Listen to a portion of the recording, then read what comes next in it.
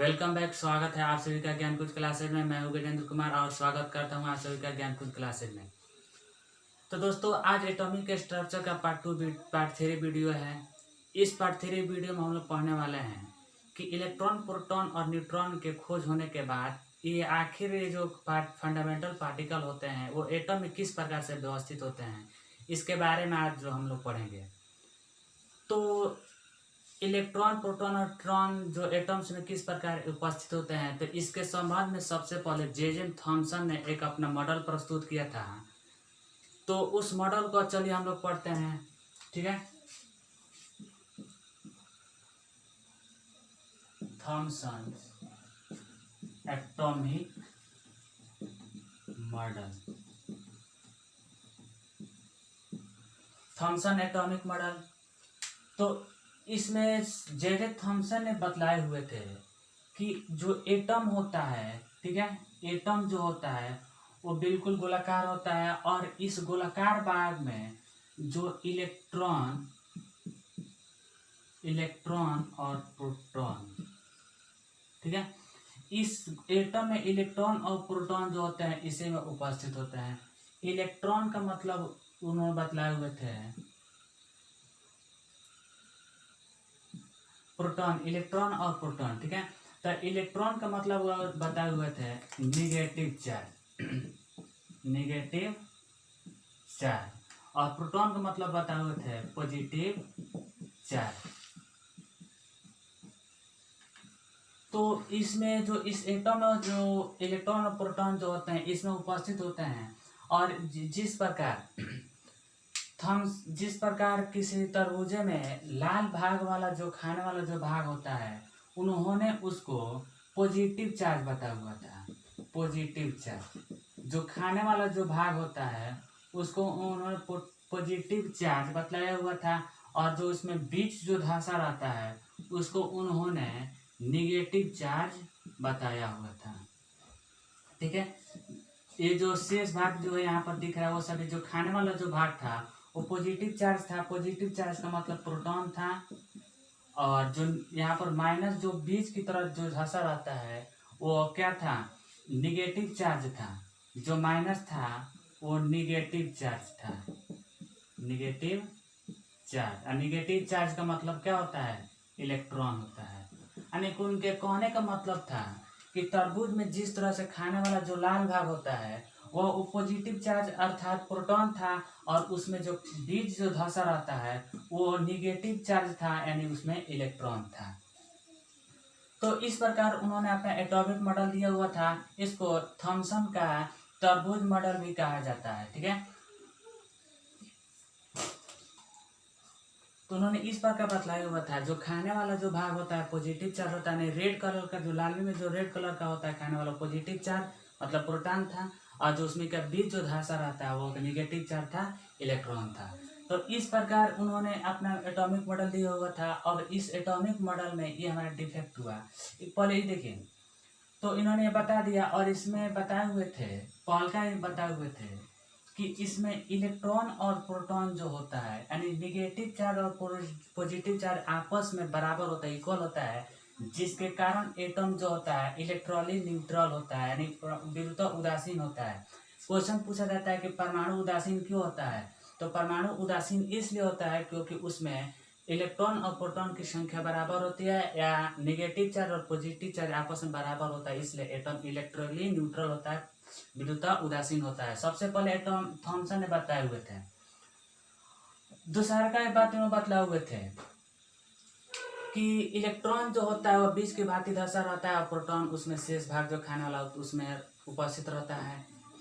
इनका ये जो पहला जो इनका डिफेक्ट था ये तो बताए हुए थे। दूसरा का इनका डिफेक्ट और दोष इसमें हुआ है ना कि उन्होंने ये नहीं बतला पाए कि ये जो परमाणु में होता है एटम में जो होता है निगेटिव चार्ज और पॉजिटिव चार्ज जो होता है, यानी इलेक्ट्रॉन और प्रोटॉन इस एटम में किस प्रकार से व्यवस्थित होते हैं, उन्होंने इस भाग को उन्होंने एक्सप्लेन नहीं कर पाया, जिसके कारण ये एटॉमिक मॉडल बढ़िया तरीके से इसको समझा नहीं जा सका।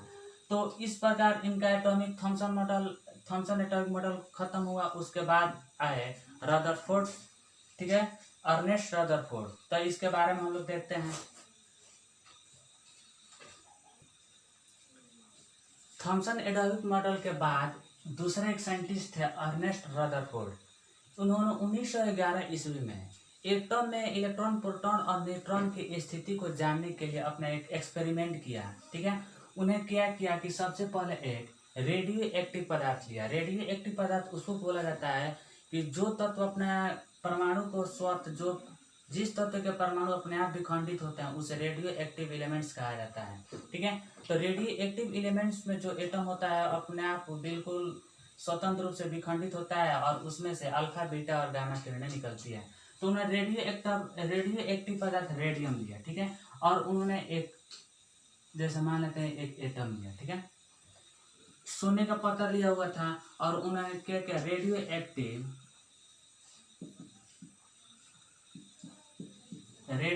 पदार्थ लिया और इस रेडियो एक्टिव पदार्थ पर से जो अल्फा, बीटा और गामा किरण होता है तो इसमें से अल्फा कण लिया जाता है। अल्फा जो कण होता है वो पॉजिटिव होता है, इस पर +2 आयन होता है।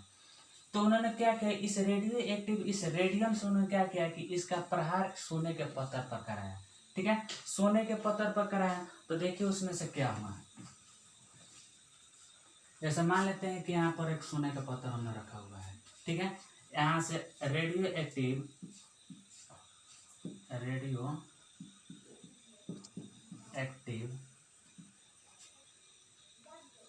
तो उन्होंने रेडियो एक्टिव पदार्थ में रेडियम लिए हुए थे और इस रेडियम का जो अल्फा कण जो निकलने वाला था उसका प्रहार इन्होंने सोने के पत्थर पर कराया। ठीक है, इसमें जो अल्फा कण निकलने वाला था उसका उन्होंने प्रहार सोने के पत्थर पर कराया। तो उन्होंने देखा कि कुछ जो अल्फा किरण जो था वो विचलित हो रहा था, विचलित नहीं होकर सीधे पत्थर से निकल जा रहा था। वो अल्फा जो किरण था उस सोने के पत्थर से बिल्कुल आर पार हो जा रहा था।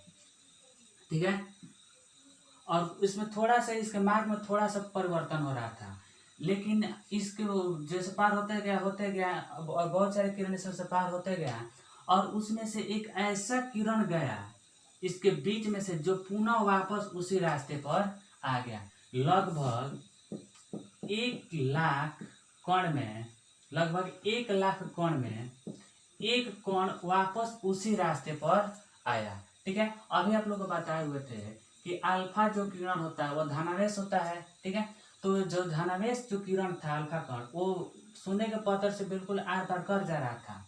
ठीक है, लेकिन एक ऐसा कण आया जो वापस अपने पुनः उसी रास्ते पर वापस लौट गया।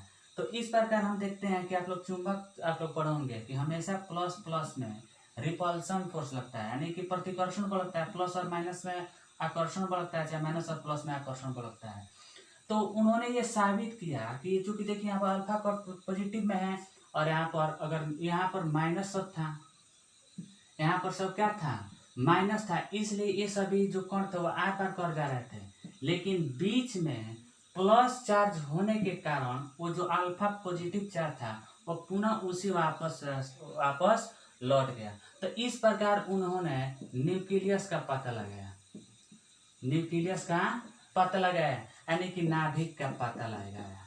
किसी भी एटम्स के न्यूक्लियस का पता लगाया और इस न्यूक्लियस का पता लगाने के लिए उन्हें बहुत ख्याति मिला और उन्हें 1904 में इस काम के लिए उन्हें 1904 में नोबेल पुरस्कार से सम्मानित किया गया। तो इस प्रकार उन्होंने अपने एक्सपेरिमेंट के बाद उन्होंने किसी भी एटम्स के इलेक्ट्रॉन, प्रोटॉन और न्यूट्रॉन की स्थिति को जानते हो उसके बारे में पता लगाया। The whole mass of an atom situated in nucleus, यानी कि the whole mass of an atom यानी किसी परमाणु का संपूर्ण द्रव्यमान सिचुएटेड इन न्यूक्लियस यानी कि उसके नाभिक में उपस्थित होता है। किसी भी परमाणु का द्रव्यमान, किसी भी परमाणु का जो द्रव्यमान होता है वो कहाँ, नाभिक में उपस्थित होता है, नाभिक में उपस्थित होता है। इसका हिंदी लिख दे रहा है कि समझ में आएगा, अगर इंग्लिश ज़रा समझ में नहीं आता है तो तो whole mass of an atom situated in nucleus, यानी किसी परमाणु का जो द्रव्यमान होगा वो कहाँ उपस्थित होगा, उसके नाभिक में उपस्थित होगा। मस्ट, दूसरा क्या बात है, must of the space in the atom is empty.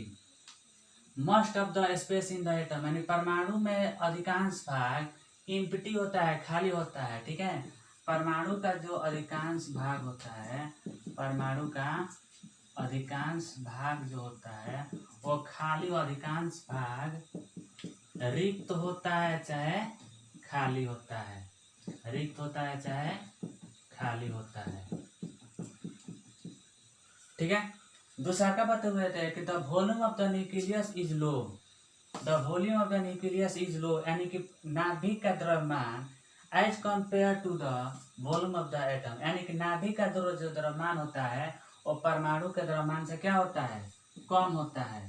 नाभिक का द्रव्यमान परमाणु के द्रव्यमान से कम होता है, इसका हिंदी लिखा परमाणु के द्रव्यमान से कम होता है। यानी कि जो किसी भी element, the volume of the nucleus is low as compare to the volume of the atom, यानी कि न्यूक्लियस का जो एटॉमिक जो मास होता है, नाभिक का जो परमाणु द्रव्यमान होता है वो परमाणु के द्रव्यमान से क्या होता है, कम होता है।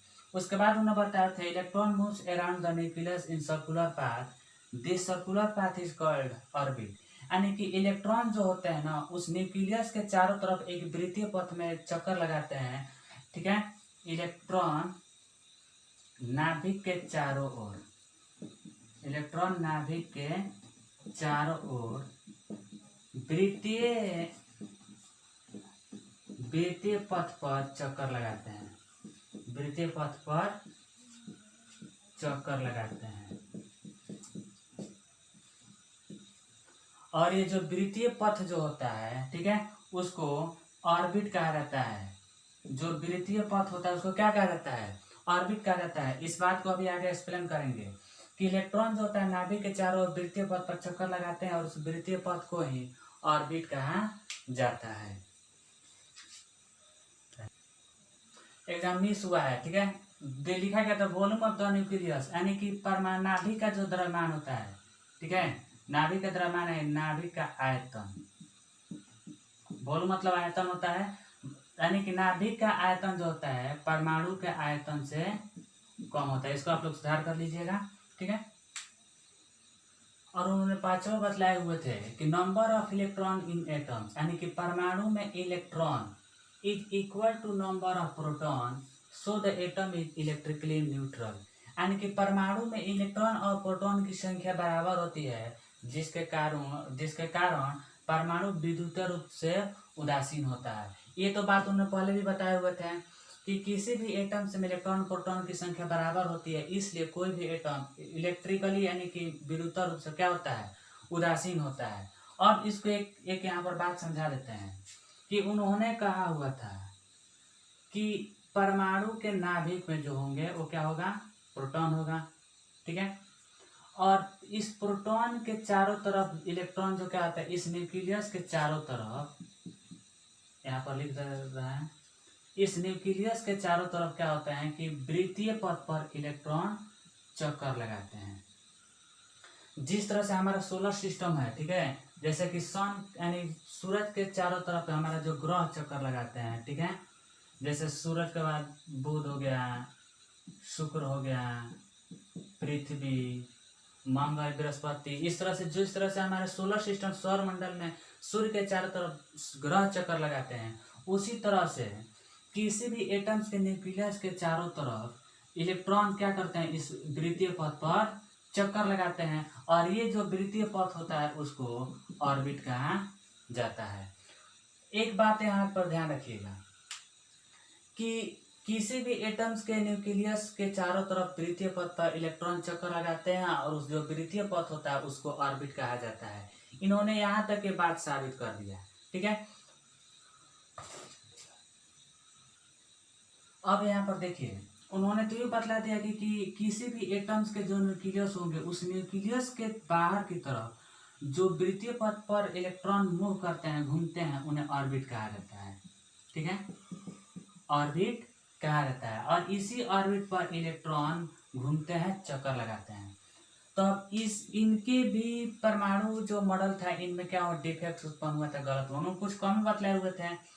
उन्होंने ये तो बतला दिए कि परमाणु जो होता है विद्युत रूप से उदासीन होता है, क्योंकि इसके न्यूक्लियस में चाहे इसके एटम्स में इलेक्ट्रॉन और प्रोटॉन की संख्या बराबर होती है, इसलिए इलेक्ट्रिकली न्यूट्रल होता है, परमाणु विद्युत उदासीन होता है। और साथ में इन्होंने ये भी बतला दिया था कि न्यूक्लियस के चारों तरफ जो ऑर्बिट होता है उसी ऑर्बिट पर इलेक्ट्रॉन जो होते हैं चक्कर लगाते हैं, ठीक है। लेकिन इनके पहला का जो डिफेक्ट्स बताए हुए थे, गलती बताए थे, उन्होंने ये नहीं बतला पाए कि आखिर ये जो ऑर्बिट में चक्कर लगाते हैं इलेक्ट्रॉन, उनकी संख्या निश्चित नहीं करता है। उनका पहला डिफेक्ट था, ठीक है।